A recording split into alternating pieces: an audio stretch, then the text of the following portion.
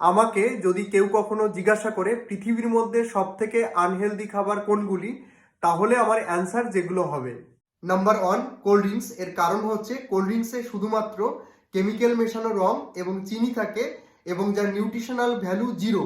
Definitely এটি আমাদের internal অর্গানের মারাত্মক ক্ষতি করে। নাম্বার টু, ডুবো তেলে ভাজা খাবার অর্থাৎ ট্রান্স ফ্যাটে তৈরি করা খাবার। আমরা যখনই কোনো খাবারকে ডুবো তেলে ভাজি তখন তার নিউট্রিশনাল ভ্যালুটা অনেকটাই কমে যায়। সেক্ষেত্রে আমরা যদি নিয়মিত বেসিসে ডুবো তেলে ভাজা খাবার খেতে থাকি তাহলে আমাদের রক্তে কোলেস্ট্রলের মাত্রাটা বেড়ে যাবে এবং পরবর্তীতে আমাদের হার্টের আর্টারিগুলোতে এগুলো চর্বির আকারে জমা হয়ে কার্ডিয়াক অ্যারেস্ট বা হার্ট অ্যাটাকও হতে পারে।